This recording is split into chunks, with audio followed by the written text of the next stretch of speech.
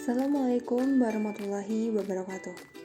Dalam upaya memenuhi tugas mata kuliah Psikologi Perkembangan, kami dari kelompok 8 ingin mempresentasikan materi tentang toilet training. Sebelumnya, ada pepatah yang mengatakan, tak kenal maka tak sayang.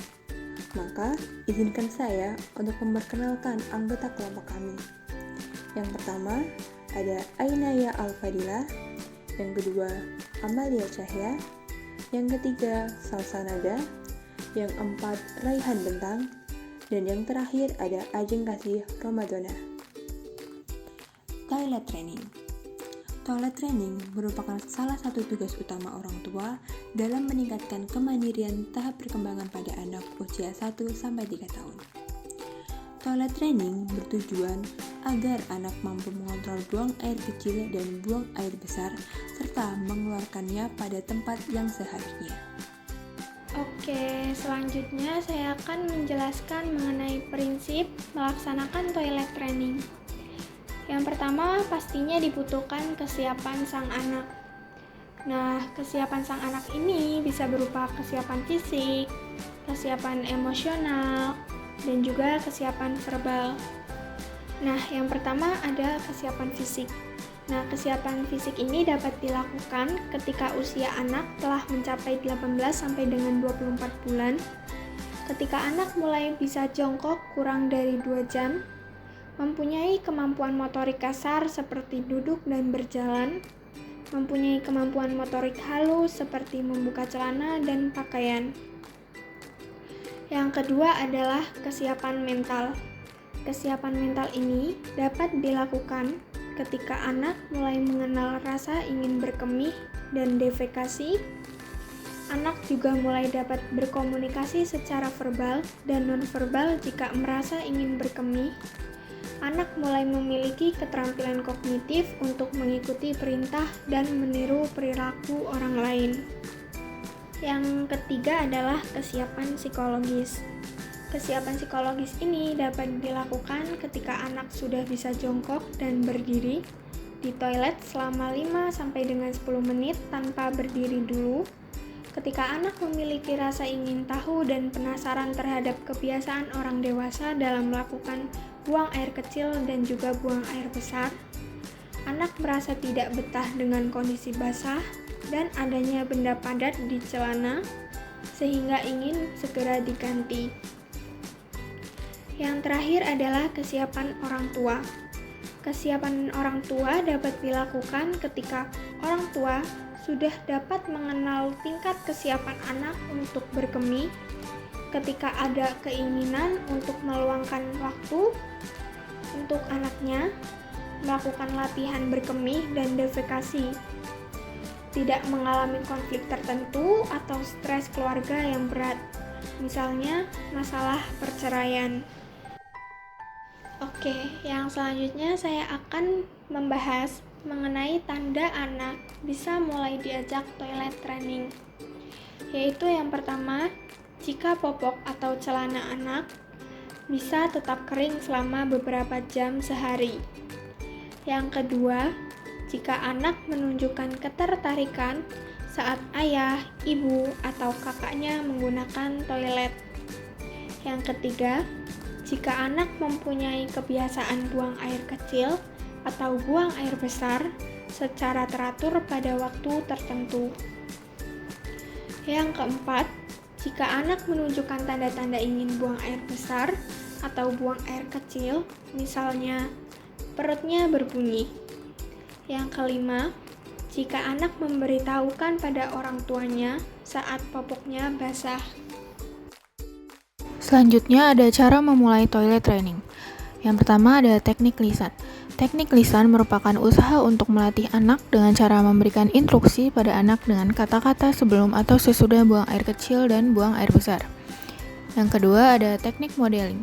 Teknik modeling merupakan usaha untuk melatih anak dalam melakukan buang air besar dengan cara meniru untuk buang air besar atau memberikan contohnya. Yang ketiga ada discrete trial training atau DTT.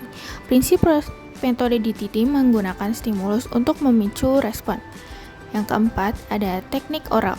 Teknik oral seperti memberikan pengetahuan dengan penyuluhan pada ibu meliputi kesiapan balita, usia balita, dan metode yang tepat untuk pelaksanaan toilet training. Yang kelima, ada metode Baselton.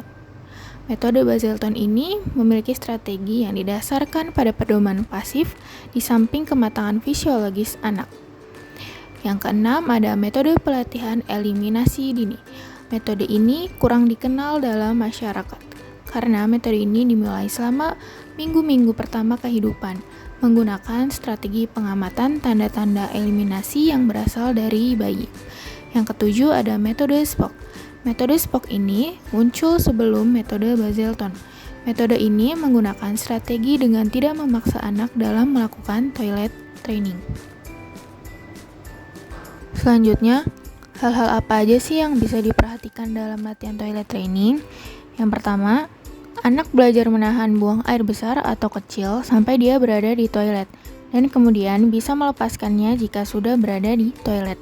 Yang kedua, mengenali dorongan untuk pergi ke toilet atau mengatur otot-otot pelepasan.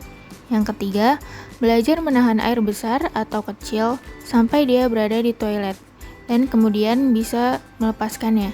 Yang keempat, semakin awal melatihnya, bukan berarti akan lebih cepat berhasil, tetapi mengulur-ulur proses juga akan memberi kesempatan timbulnya konflik.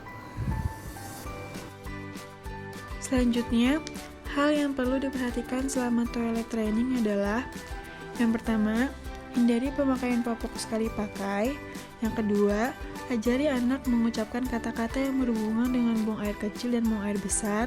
Yang ketiga, memotivasi anak untuk melakukan rutinitas kamar mandi seperti cuci tangan dan kaki sebelum tidur dan cuci muka di saat bangun tidur. Dan terakhir, jangan marah bila anak dalam melakukan toilet training.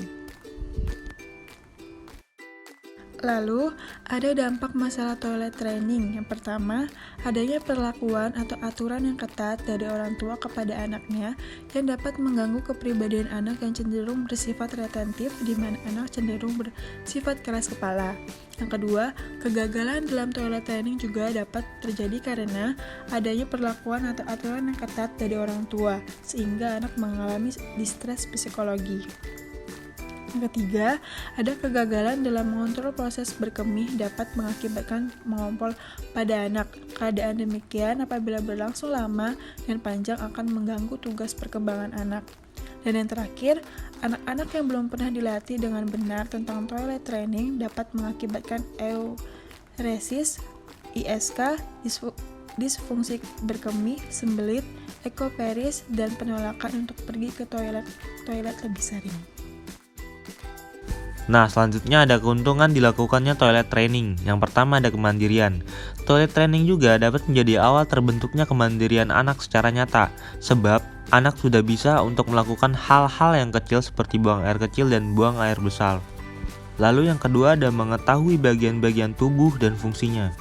Toilet training bermanfaat pada anak, sebab anak dapat mengetahui bagian-bagian tubuh serta fungsinya ataupun anatomi tubuhnya.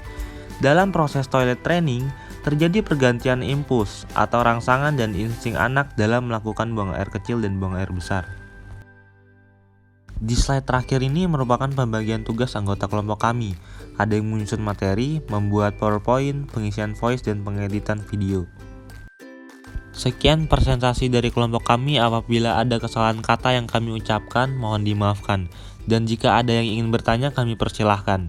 Wassalamualaikum warahmatullahi wabarakatuh.